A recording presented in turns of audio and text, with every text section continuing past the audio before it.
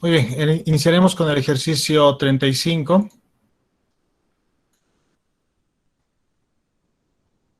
Bien, una cuerda con ambos extremos fijos está vibrando en su tercer armónico. Las ondas tienen una rapidez de 192 metros por segundo y una frecuencia de 240 Hz. La amplitud de la onda estacionaria en un antinodo es de 0.4 centímetros. Inciso A, calcule la amplitud del movimiento de los puntos de la cuerda a una distancia de 40 centímetros, 20 centímetros y 10 centímetros del extremo izquierdo de la cuerda. Inciso B, en cada uno de los puntos del inciso A, ¿cuánto tiempo tarda la cuerda en ir de su mayor desplazamiento hacia arriba hasta su mayor desplazamiento hacia abajo? Inciso C, calcule las velocidades y aceleraciones transversales máximas de la cuerda en cada uno de los puntos del inciso A. Muy bien, entonces tenemos estos datos en el problema. Se trata de una onda estacionaria, por eso hace referencia a su tercer armónico con n igual a 3, con 3 vientres, 3 antinodos. Entonces, los datos que nos dan son la velocidad de la onda, de las ondas transversales que viajan en la cuerda, 192 metros por segundo, la frecuencia de vibración que corresponde a este tercer armónico, 240 Hz, y la amplitud en el antinodo, 0.4 centímetros. Ya, la amplitud en el antinodo, que se trata de la amplitud en el punto de interferencia constructiva, donde ambas ondas incidentes y reflejadas se mezclan para que en ese punto la vibración sea mayor que cada una de las ondas, ¿no? Y un nodo que es la interferencia destructiva, ¿no? Bien, entonces empezaremos por el inciso A, a calcular la amplitud a cada una de estas distancias a partir del extremo izquierdo de la cuerda, porque generalmente ahí es donde ponemos el origen de coordenadas, X positivo a la derecha y Y positivo hacia arriba, ¿no? Entonces nos pide una distancia de 40 centímetros, 20 centímetros y 10 centímetros. Como se trata de una onda estacionaria que está vibrando en esta forma, entonces cada uno de los puntos de la cuerda tienen diferente amplitud de vibración. Por ejemplo, este pedacito de cuerda en esta región tiene una amplitud de vibración de este tamaño, un poco pequeña, ¿no? Porque va, sube y baja, está restringido en a ese tipo de movimiento, ¿no? Una amplitud bastante pequeña. Por ejemplo, la amplitud en los nodos es 0, porque no se mueve, no vibran los nodos, porque es un punto de interferencia destructiva. O si vibran con una amplitud bien pequeña, casi 0.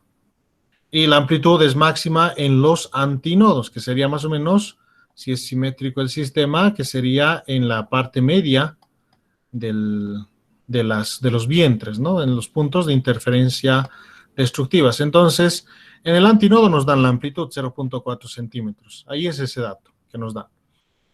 Entonces, en este problema corresponde trabajar con la ecuación de una onda estacionaria, que hay dos tipos de ecuaciones que hemos visto. Una que es una onda armónica nomás, que es de esta forma, y igual a coseno de kx menos omega t más phi. Es el de una onda mecánica común, una onda armónica que se está propagando en una cuerdita.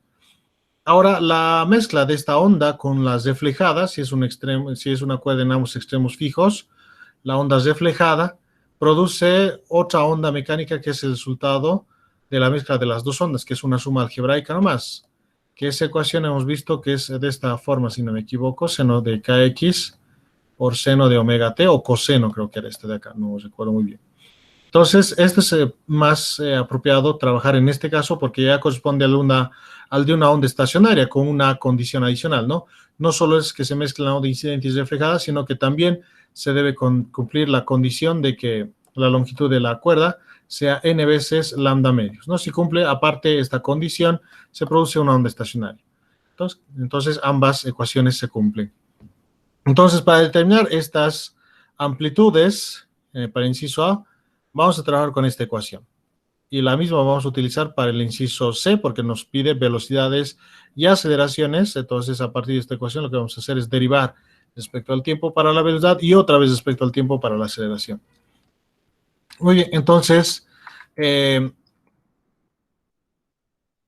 partimos de esta ecuación, que es la que vamos a utilizar para definir los parámetros de la ecuación. Como vamos a trabajar con 2A seno de kx, coseno de omega t o seno. Bueno, ambas funciones son muy similares, seno y el coseno, solo hay un desfase de pi medios una respecto a la otra. Entonces, para definir los valores de k y omega, principalmente de k, entonces lo vamos a determinar a través de la velocidad de la onda, que es un dato que nos dan, ¿no? Velocidad, la longitud de onda, que lo vamos a relacionar con la longitud de la cuerda. Eso lo vamos a hacer a través de la distancia de separación de dos nodos vecinos. Y la frecuencia, que es un dato también que nos da, entonces mediante eso vamos a poder determinar k, el número de onda, ¿no? Para poder reemplazar acá. Porque cada uno de esos datos de 20, 40 y 10 centímetros lo vamos a reemplazar a x, ¿no? Porque nos dice cuánto es la amplitud de la cuerda a una distancia de 40 centímetros del extremo izquierdo de la cuerda, a 20 centímetros, 10 centímetros, y con eso se refieren a x, que x se mide de forma horizontal y y de forma vertical. Y la amplitud es el máximo desplazamiento respecto a su posición de equilibrio, por definición. Y ese más, como la cuerdita se mueve de forma vertical, ese desplazamiento está definido por y, entonces ese máximo desplazamiento en y estamos buscando, que es la amplitud. Donde este 2a que vemos acá es el dato que nos dan la amplitud en el antinodo de 0.4 centímetros. Muy bien. Entonces, la longitud de onda despejándolo, velocidad sobre la frecuencia, reemplazamos los datos que nos dan, velocidad de la onda nos dan, la frecuencia igual, 0.8 metros, y finalmente K, que es el número de onda, es 2pi sobre lambda. Entonces, de ahí obtenemos también K, que directamente acá podemos reemplazarlo, K en vez de K, 2pi sobre lambda, ¿no? 2pi sobre lambda K, y la frecuencia angular, 2pi por la frecuencia. Donde 2a que tenemos acá, esta ecuación, recuerden, estamos trabajando con esta ecuación que es la que corresponde cuando se tratan de ondas estacionarias.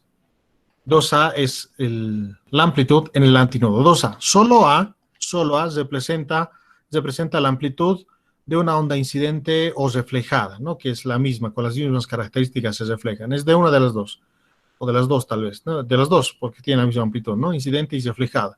Pero una vez que se mezclan, en el punto de interferencia constructiva en el antínodo, esta es la amplitud, 2a. Bien, ¿no? La amplitud en el antínodo, ese valorcito que nos dan. No, la amplitud de vibración de la cuerda más grande se produce en el antínodo, más grande que en cualquier otro punto de la cuerda. Bien, entonces por ese lado tenemos datos. Solo nos faltaría reemplazar en la ecuación x. Y este seno, por supuesto, se va a hacer 1 al final de cuentas porque estamos buscando la posición de ese pedacito de cuerda que se encuentra a una posición, por ejemplo, de 40 centímetros del lado izquierdo de la cuerda, la posición máxima. Y para que esta posición se haga máxima, se requiere que este seno se haga 1. Este seno no necesariamente se va a hacer 1 porque estamos definiendo una posición. Una posición 40 centímetros, 20 o 10 centímetros, una posición en la cual vamos a determinar que este y se vuelva máximo. Para que el y se vuelva máximo, estamos recurriendo a que este seno, que tiene su dependencia temporal, se vuelva 1, que es el valor máximo que podemos obtener. Uno positivo o uno negativo, ¿no? Más o menos. Si es positivo, es su máximo desplazamiento hacia arriba. Si es negativo, su máximo desplazamiento hacia abajo simplemente representa eso, ¿no?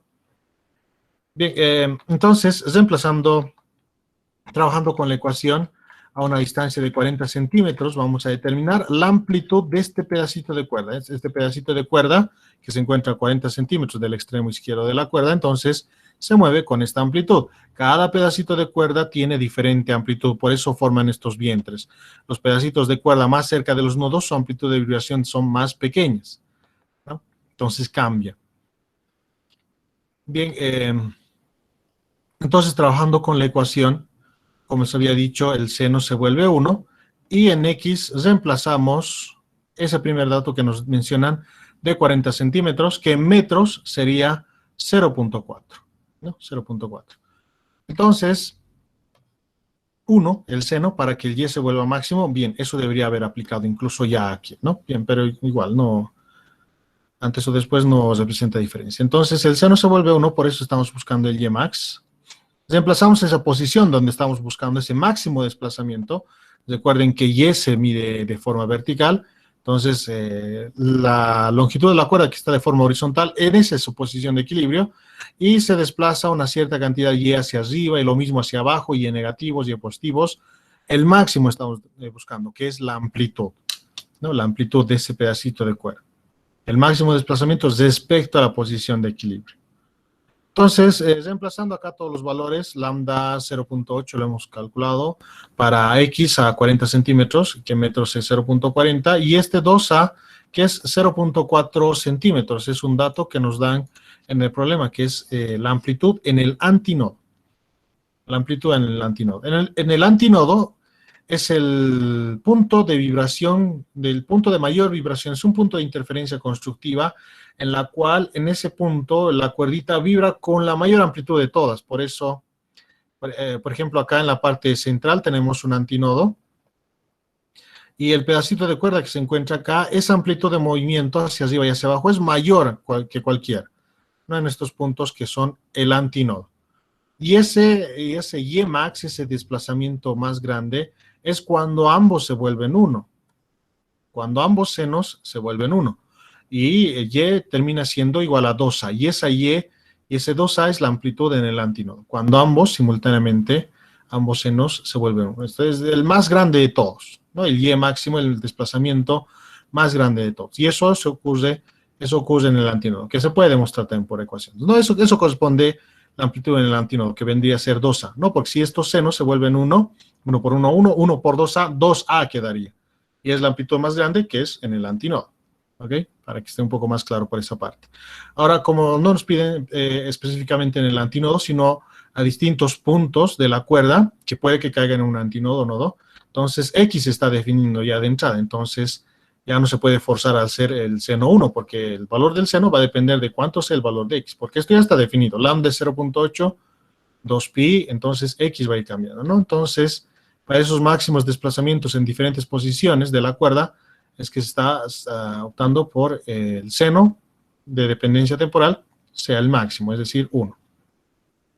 Bien, la operación matemática en esta sección de acá termina siendo con Y igual a 0 centímetros. Entonces, ese es el máximo desplazamiento de un punto de la cuerda que está a 0.4 metros, a 40 centímetros, 0 centímetros. Bien, ¿qué interpretación tiene esto? Entonces, se trata justamente de un nodo. Si el máximo desplazamiento es 0, entonces estamos en un nodo, porque los nodos son puntos donde no hay vibración. Entonces, a 40 centímetros justamente se encontró un nodo, ¿no? Ya hicimos seno 1, y con seguridad es que este seno se vuelve 0 seguramente, porque sería un punto de interferencia destructivo, un nodo, en esta posición. Y la vamos a analizar un poquito más, bueno, acá lo haremos, para que se entienda mejor, porque tiene, por supuesto, bastante sentido. Bien, como estamos en el tercer armónico, claro, esta es otra forma también de resolverlo, lo que vamos a hacer acá, que tiene bastante sentido que salga 0 centímetros acá, es decir, un nodo. Bien, la longitud de la cuerda es esta, ¿no? Toda esa es la longitud de la cuerda. Como se trata de un tercer armónico, la distancia de separación entre nodos vecinos es lambda medios. Es decir, que si sumamos todas estas distancias de separación entre estos nodos, sería lambda medios más lambda medios. Ahora acá lo dibujamos. Acá tenemos un nodo, acá otro nodo, lambda medios. Este nodo con este nodo también son vecinos. Esa distancia de separación también es lambda medios. Y este nodo con el extremo derecho de la cuerda también es lambda medios. Si sumamos todos esos, tenemos la longitud de la cuerda. 3 veces lambda medios, ¿no? Lambda medios más lambda medios más lambda medios, la longitud de la cuerda. Entonces, la longitud de la cuerda, ¿cuánto es? 0.8, que es la longitud de onda, ya lo hemos determinado, por 3 dividido entre 2. A ver, esperen un ratito.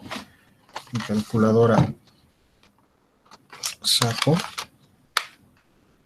Entonces, 0.8 por 3 dividido entre 2, 1.2. Entonces, la longitud de la cuerda es 1.2. Entonces, si hay simetría, la cuerda es uniforme, tiene la misma distribución de masa, la tensión es la misma por toda la cuerda, entonces estas distancias de separación entre todos los nodos es la misma, por supuesto. Bien, y resulta que si la longitud de la cuerda es 1.2 metros, como nos están pidiendo a 40 centímetros, a 0.4 metros del extremo izquierdo, resulta que es la tercera parte. Si dividimos 1.2 entre 0.4, hablando en metros, eso da perfectamente 3. 1.2 entre 0.4, 1.2 metros entre 0.4 metros, esto nos da exactamente 3. Es decir, que esta distancia a la que nos piden es justamente a L tercios. Si dividimos entre 3, es decir, acá se encuentra esos 40 centímetros, ¿no? 1, 2 y 3. 40 centímetros, otros 40 centímetros, 80 centímetros, otros 40 centímetros, 80 más 40, 120 centímetros, que sería 1.2 metros, ¿no? Entonces, si se dan cuenta por el análisis que estamos haciendo, tiene sentido que esto salga 0, porque justamente estamos en un nodo. Estamos en un punto de interferencia destructiva y no hay vibración, por lo tanto, no hay amplitud. No se mueve ese punto. Interferencia destructiva. Ahí estamos, justamente ahí. ¿Ok? Que tiene sentido, ¿no? Tal vez si le salga 0 ahí puede causar algo de confusión, pero no, tiene sentido. Bien, vámonos al siguiente. Si corresponde, hacemos un análisis parecido para verificar que si la respuesta tiene sentido o no. Bien, el siguiente es para 20 centímetros, que ya nos estamos imaginando. A ver si ya lo pueden deducir. Para 20 centímetros, acá teníamos el seno y ese seno que tiene variable temporal, 1 para que corresponda el máximo en el y. Entonces, 20 centímetros reemplazamos en x, lambda de 0.8, hacemos las operaciones y el y sale 0.4 centímetros, ¿no? Algún valor sale este seno, ¿no? Que no se olviden que para hacer estas operaciones, este resultado que obtenemos en el argumento del seno está en radianes. Entonces, cuídense de esa partecita con sus calculadoras. Cuidado, no dejen en grados su calculadora y le saquen el seno con esos, considerando eso en grados, les va a salir otro resultado, ¿no? Recuerden que todo el argumento del seno está en radianes. Si quieren trabajar con su calculadora en grados, entonces todavía tendría que transformar esto a grados, ¿no? Para poder utilizar su calculadora o su calculadora llevarlo a radianes. Ya necesita esa aclaración también en este caso, por supuesto.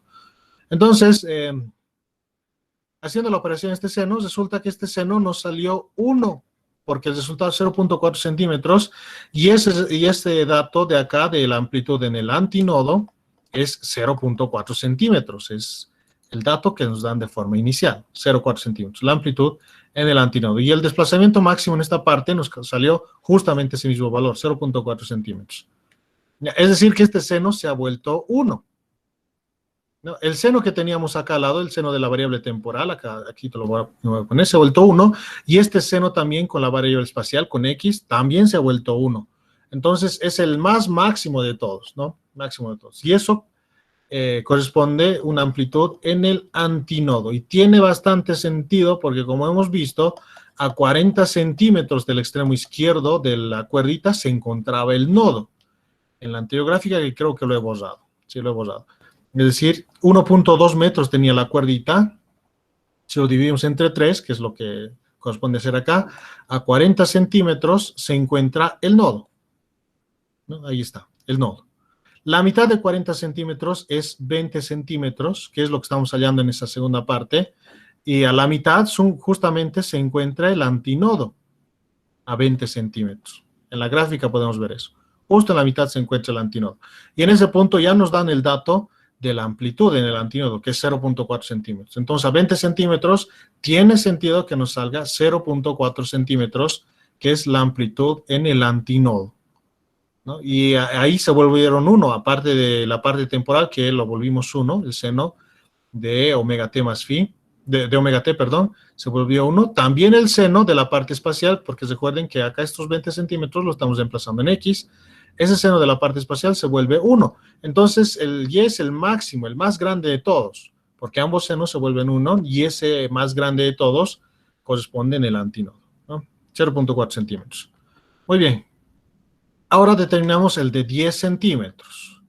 El de 10 centímetros, bueno, ya no lo podemos comparar con la gráfica porque es la mitad de 20 centímetros, quedaría ahí, y es algo intermedio, es una amplitud intermedia entre un nodo, 0 de amplitud, y un antinodo, 0.4 centímetros de amplitud, ¿no? Entonces, algún valor entre ambos nos va a salir. No podemos ver. Entonces, en la mitad de 20 centímetros queda acá. Entonces, en ese punto, la vibración de ese pedacito de cuerda es intermedia entre el antinodo y el nodo. Bien, entonces, cito reemplazando acá en x 0.1 metros, que sería equivalente a 10 centímetros, realizan la operación matemática y el resultado sale este valor, 0.283. No salió 0 porque no es un nodo, y no salió tampoco 0.4, salió menor, porque tampoco se trata, en este punto no se trata de un antinodo, ¿no? 0.283 centímetros, esa es la amplitud de vibración en este punto, en una distancia de 10 centímetros del extremo izquierdo de la cuerda. Ya tenemos las amplitudes. Vámonos al inciso B, que nos pedían en cada uno de los puntos del inciso A, ¿cuánto tiempo tarda la cuerda en ir de su mayor desplazamiento hacia arriba hasta su mayor desplazamiento hacia abajo, ¿no?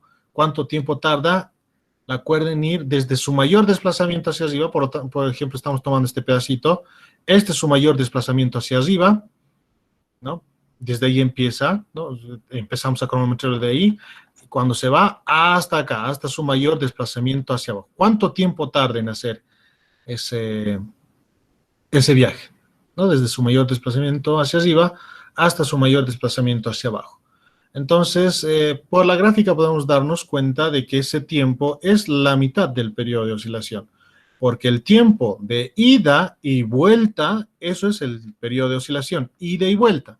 Entonces, en este caso, el tiempo sería solo de ida, porque va desde el punto más alto hasta el punto más bajo.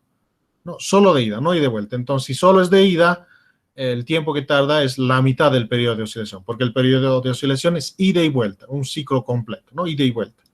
En este caso solo es ida, por lo tanto, la mitad del periodo de oscilación. Pero eso hay que tener mucho cuidado porque hay puntos de la cuerda que no están vibrando. Como no están vibrando, no tarda en ir desde su mayor desplazamiento hacia arriba hasta su mayor desplazamiento hacia abajo porque no se mueve, no tarda nada en ir arriba hacia abajo, no está moviendo ahí, está estático en ese punto. Entonces, para el inciso, acá un poquito justificando lo que les había mencionado, el sentido de que a 40 centímetros no salga cero porque es un nodo, etcétera, ¿no? Acá calculando la longitud de la cuerda, que ya lo había mencionado antes. Bien, para el inciso B, entonces, todos los puntos de la cuerda vibran con la misma amplitud. Entonces, a 40 centímetros, como se trataba de un nodo, ¿no? De un nodo, y no salía cero, entonces se trata de un nodo, no vibra, entonces no tarda nada en ir desde su mayor desplazamiento hacia arriba hasta su mayor desplazamiento hacia abajo. El tiempo sería directamente cero, porque no está vibrando ese punto, es un nodo. Todos los otros puntos que no son nodo tienen la misma frecuencia de oscilación, la misma frecuencia de vibración. Todos los puntos de la cuerda tardan el mismo tiempo en ir y volver, porque esa energía, esa misma energía con esa frecuencia se le está transmitiendo a todos los puntos de la cuerda, ¿no? Es decir, que a 20 centímetros, que se trataba a esta distancia de un antinodo, tarda lo mismo en ir desde arriba hasta abajo, tarda lo mismo en una ida, ¿no? La mitad del periodo de oscilación. Y el periodo de oscilación lo conocemos porque nos dan la frecuencia. Nos dan la frecuencia. El inverso de esta frecuencia es el periodo de oscilación. Entonces, es conocido. Y la mitad de ese periodo de oscilación, por lo tanto, sería el tiempo de ir desde arriba hasta abajo en el antinodo. Y en el punto de 10 centímetros, que es un punto intermedio entre el nodo y el antinodo, también tarda lo mismo en ir desde arriba hasta abajo, ¿no? Tarda lo mismo en ir desde arriba hasta abajo. Entonces, el tiempo también sería, en este caso, 2.08 por 10 a la menos 3 segundos. O, bueno, por 10 a la menos 3 es mili, 2.08 milisegundos sería, ¿no? ¿No? Entonces, todos los puntos de la cuerda tienen el mismo periodo o la misma frecuencia de vibración, a excepción del nodo, ¿no? Porque ese punto no vibra, por lo tanto, no tiene sentido asignarle un tiempo de ida y vuelta, no hace ese recorrido de ida y vuelta, ¿no?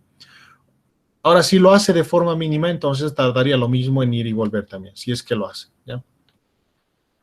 Porque hay nodos con una amplitud mínima, ¿no? En un caso ideal, los nodos son de amplitud cero, ¿no? Que en este caso así lo estamos tratando, es un caso ideal, donde la interferencia destructiva es perfecta, perfectamente se destruyen y nada de vibración producen el nodo. Ahora, de forma real, esas interferencias no son perfectamente destructivas, porque las amplitudes no son perfectamente iguales. A medida que se va propagando la onda, debido a la fricción, a la disipación de energía, se pierde algo de amplitud, entonces las amplitudes en el momento de la destrucción no son perfectamente similares, no son iguales, y no se destruyen perfectamente, ¿no? Se destruyen algo terminando con una amplitud de vibración pequeña en el nodo, ¿no? De forma real se ve eso, la amplitud, el nodo perfectamente estático no está tampoco.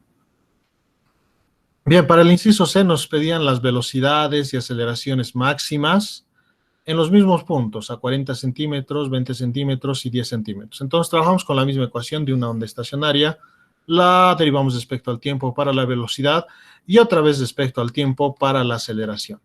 Empezaremos por la velocidad, ya tenemos la ecuación, como nos piden la velocidad máxima para que este sea máximo, igual trabajamos sobre el seno de la variable temporal, ¿no? Omega, bueno, en este caso, acá, en este coseno, termina siendo coseno porque lo derivamos respecto al tiempo, ¿no? La deriva del seno, coseno. Entonces, este coseno, para que la velocidad sea máxima, corresponde a que se vuelva 1, ¿no? Y definimos en qué parte esa velocidad máxima. Entonces, en la parte que está a 40 centímetros del extremo izquierdo de la cuerda, o 0.4 metros.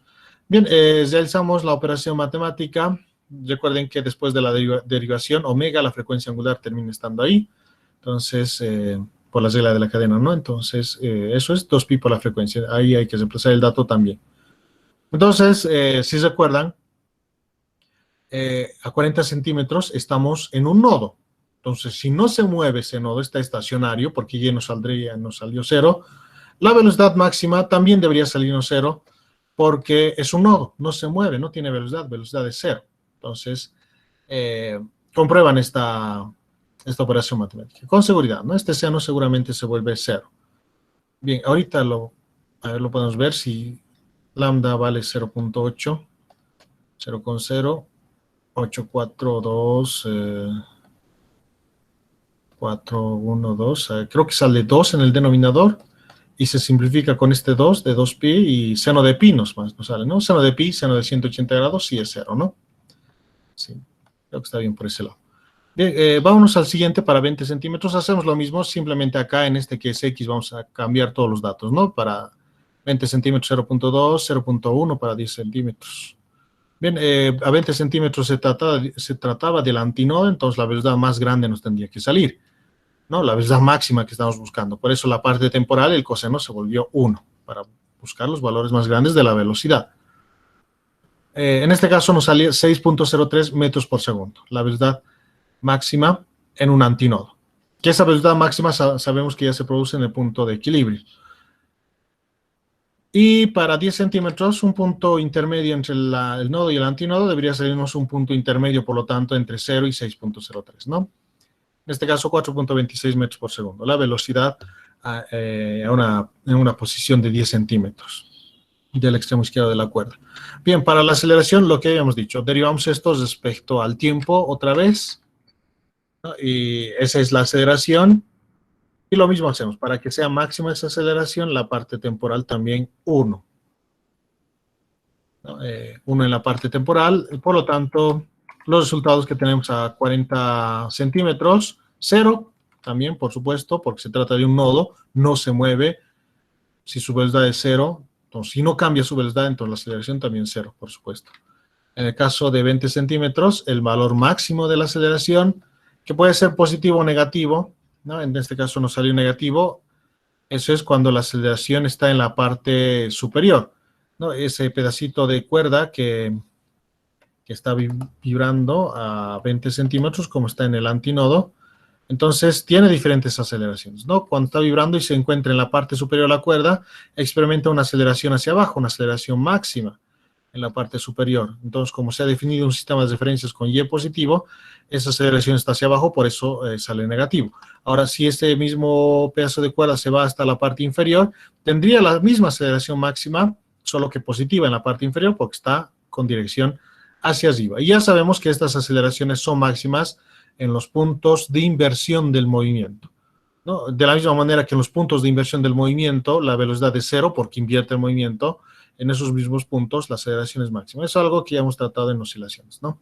Entonces, tiene la misma aceleración máxima, ya sea positiva o negativa, simplemente se presenta diferentes direcciones, nada más. Lo mismo con las velocidades. Bien, para 10 centímetros, un valor intermedio, ¿no? Entre el máximo y el mínimo, que es 0. Bien, entonces esas son las aceleraciones de vibraciones de los puntos de la cuerda que están a 40, 20 y 10 centímetros. Y esa sería la solución de este ejercicio, jóvenes. ¿Tienen alguna pregunta o alguna duda en este ejercicio? ¿Algo que no ha quedado claro? Nada, ¿no? Oye, continuamos con este otro ejercicio, el número 17. Se tiene una cuerda con una masa de 3 kilogramos distribuida en la cuerda uniformemente. Un extremo de la cuerda se encuentra atado a un soporte en la parte superior de un edificio de 45 metros de altura y el extremo inferior a una masa de rocas de 12 kilogramos. Un estudiante de física que se encuentra en la parte inferior genera señales tirando lateralmente de la cuerda. Inciso A, calcule la rapidez de una onda transversal en el medio de la cuerda, en el extremo inferior de la cuerda y en el extremo superior de la cuerda. Inciso B, si otro estudiante de física se encuentra en la parte superior del edificio, ¿en cuánto tiempo le llegará la señal que genera el estudiante en la parte inferior? Bien, que entonces tenemos una cuerdita que vamos a considerar la longitud de esta cuerda directamente la altura del edificio, que nos dan 45 metros. Eso consideramos longitud de la cuerdita, nos dan la masa de la cuerda, 3 kilogramos, y la masa de las rocas, 12 kilogramos. Bien, entonces, como la masa de la cuerdita es apreciable nomás, no es algo despreciable, debe ser una cuerdita bastante gruesa, 3 kilogramos. Entonces, esta cuerdita afecta la tensión sobre sí misma, porque su propio peso hace que también se tense a ella misma. Entonces, la tensión va a afectar a la misma cuerda. Y como esta masa está distribuida uniformemente en toda la cuerda, va a significar que en distintos puntos de la cuerda, la tensión en ella misma sea diferente, sea variable.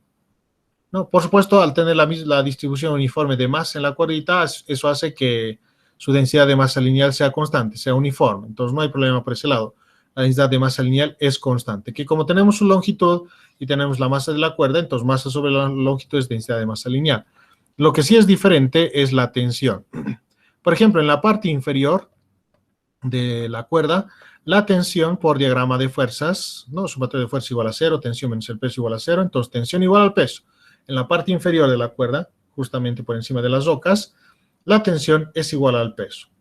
Pero en la parte superior de la cuerda, la tensión es igual al peso de las rocas más el peso de la cuerda. Porque acá lo está jalando, es todo este pedazo de cuerda, que es la masa de toda la cuerda, y todo el pedazo de rocas, todo eso está afectando para que la tensión en la parte superior sea más grande. Entonces va cambiando, y es variable, ¿no? Ese cambio no es instantáneo entre solo el peso de las rocas a el peso de la roca y la cuerda. No, ese cambio no es instantáneo, es gradual en toda la cuerda. Bien, entonces, lo que significa que como la tensión es variable, la velocidad de la onda también es variable. ¿Por qué? Porque depende de la tensión. Entonces, como nos piden la rapidez de la onda en diferentes puntos de la cuerda, en el medio, en el extremo inferior y en el extremo superior, entonces, esta velocidad vamos a calcular en cada uno de esos puntos, ¿no? Y bueno, eso lo vamos a hacer a través de la tensión. Porque mío ya es conocido, masa sobre longitud y ya está, ¿no? Bien, entonces estableceremos esa relación de la tensión en diferentes puntos de la cuerda. Planteamos nuestros sistemas de referencias acá en la parte inferior, el origen de coordenadas y Y positivo hacia arriba. Entonces, vamos a aislar este pedacito de cuerda para hacer un diagrama de fuerzas ahí, ¿no? La masa de las rocas, con ese pedacito de cuerda aislamos, ¿no? Tenemos el sistema aislado, diagramamos todas las fuerzas que están actuando ahí, ¿no? Tenemos la tensión en ese punto que está a una distancia Y, es decir, esa tensión está actuando ahí en un punto intermedio entre la parte superior e inferior. ¿Y qué más tenemos? El peso de todo este sistema que hemos aislado. Es decir, el peso, la masa por la gravedad, la masa de todo este sistema, ¿no? Que está compuesto con la masa de este pedacito de cuerda más la masa de este montón de rocas, ¿no? Entonces, el peso sería la masa total de este sistemita que hemos aislado por la gravedad. Que esta masa total es la masa de las rocas más la masa de este pedacito de cuerda que hemos tomado. M sub C' lo vamos a llamar. ¿Ya? La masa de ese pedacito de cuerda más la masa de las rocas. Bien, la masa de este pedacito de cuerda se puede relacionar con la masa de toda la cuerda mediante la densidad de masa lineal. Bien, no, que masa lineal es masa sobre longitud, y como es uniforme, va a ser la misma. Si tomamos toda la masa de la cuerda dividida entre toda su longitud, o si tomamos la masa de este pedacito de cuerda dividida entre el pedacito de esa longitud. Muy bien, por sumatoria de fuerzas, tensión menos este peso total igual a 0. Este peso que está restando pasa a sumar y en vez de la masa total, esto que habíamos definido, masa de ese pedacito de cuerda más la masa de todas las rocas. Por definición de densidad de masa lineal, este MC' la podemos relacionar con la masa de toda la cuerda, ¿no? Densidad de masa lineal, masa de la cuerda sobre la longitud de toda la cuerda, y lo mismo vamos a obtener si tomamos la masa de ese pedacito de cuerda, que es MC', dividido entre la longitud de ese pedacito de cuerda, que por lo que hemos aislado, esto sería la longitud de ese pedacito de cuerda, que por el sistema de referencias que estamos manejando vendría a ser Y. ¿No? Vendría a ser Y. Bien, utilizando estas dos partes de la igualdad y despejando MC', Y que está dividiendo pasa a multiplicar a MC sobre L, ¿no? Ahí Y pasando a multiplicar y MC' reemplazamos en esa ecuación de la sumatoria de fuerzas.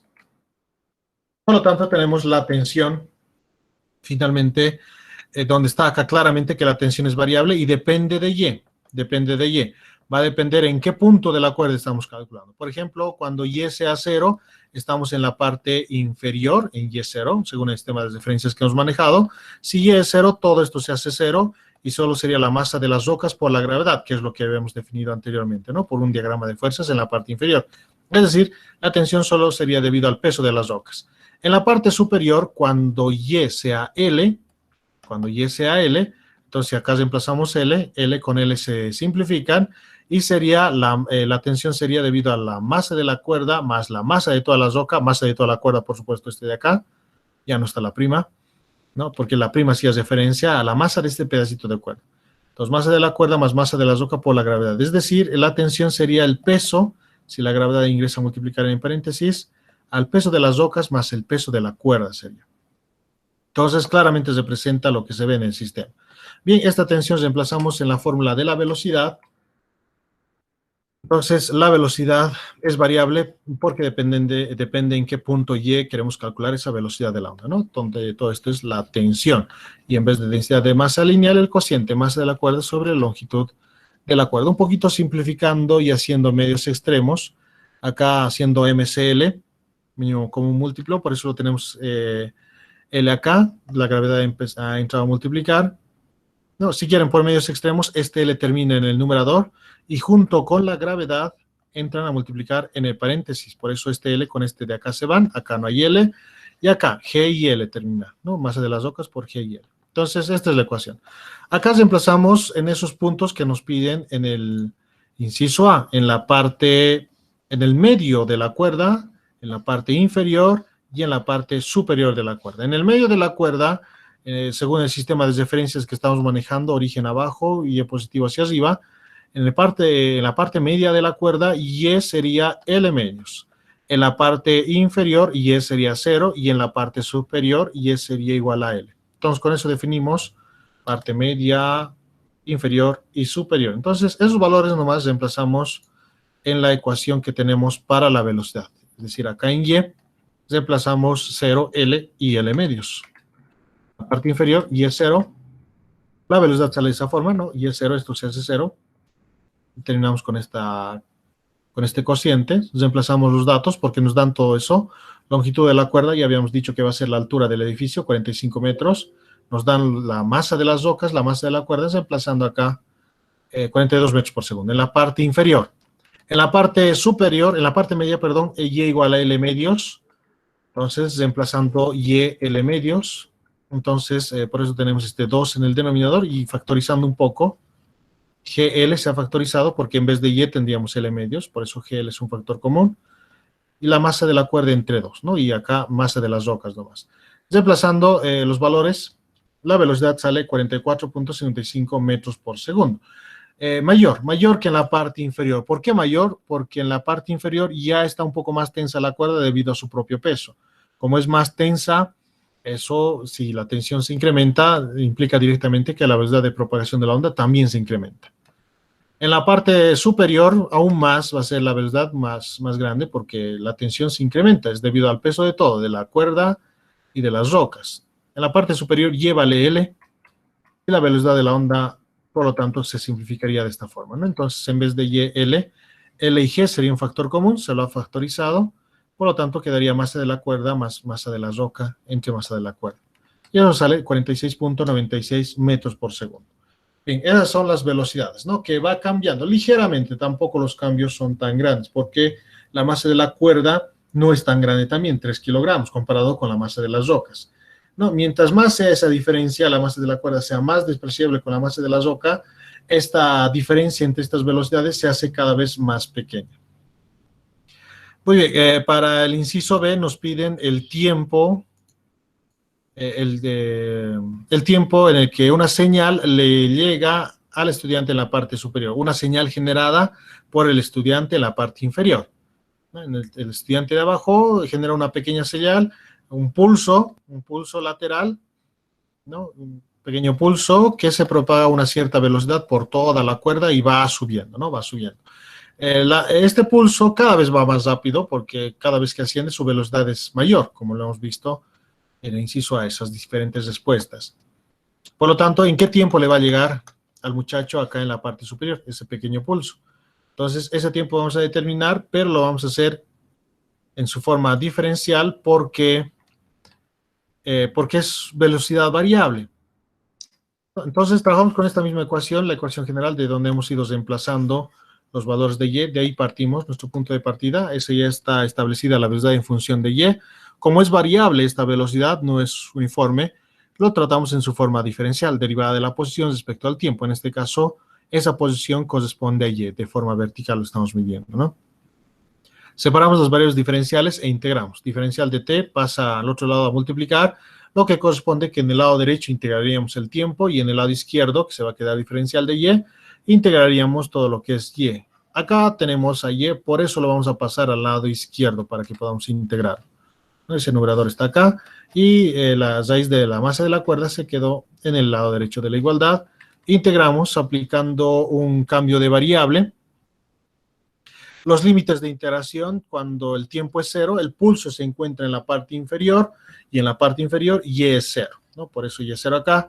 Y este es el tiempo que estamos buscando, ¿no? Cuando y sea L, es decir, cuando el pulso se encuentre en la parte superior y en ese punto y es L, será el tiempo en el que tarda en subir ese pulso hasta el estudiante que está en la parte inferior, ¿no? Entonces, un cambio de variable acá para resolver la integral, todo lo que está dentro de la raíz z, lo que significa que diferencial de z es mc, masa de la cuerda, gravedad diferencial de y, reemplazando en la integral, de esta forma, el peso de la cuerda sale de la integral.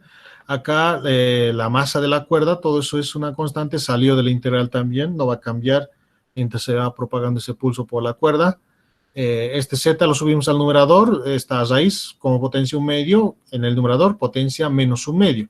Entonces integramos, menos 1/2 más 1, 1/2, y dividido entre ese mismo valor. De 0 a L, estos límites son para y, entonces no son para z, por lo tanto volvemos a la variable original. 1/2 del denominador por medios extremos termina como 2 en el numerador. Y en vez de z, este 1/2 por supuesto como raíz, y en vez de z, el cambio de variable que se ha aplicado acá. Ahora sí, reemplazamos el límite superior menos el límite inferior. Hay contribución en el límite inferior porque solo esto se volvería a 0 y esto quedaría, ¿no? Al reemplazar los límites superior e inferior, ¿no? De acá el límite inferior, reemplazando y es 0, y acá reemplazando y por L. Entonces despejamos el tiempo, esta raíz que está dividiendo pasa a multiplicar, y un factor común es GL. Entonces GL lo factorizamos, nos queda la suma de las masas en esta raíz. La raíz, por supuesto, va a afectar a GL también, entonces raíz de GL se lo ha factorizado. Se lo ha factorizado. Acá afuera termina. Compartimos la raíz. Y este peso de la cuerda que está en el denominador no está dentro de una raíz. La ingresamos dentro de la raíz e ingresa como cuadrado. Bueno, en este caso no lo he hecho, pero se lo he hecho recién acá, ¿no? Compartimos la raíz en el numerador. Y este MC que está en el denominador ingresa dentro de la raíz cuadrada como cuadrado. Así se simplifica este cuadrado con este peso de acá, de la cuerda. Y la ecuación termina de esta forma, ¿no? Ese es el tiempo que tarda en atravesar un pulso por toda la cuerda.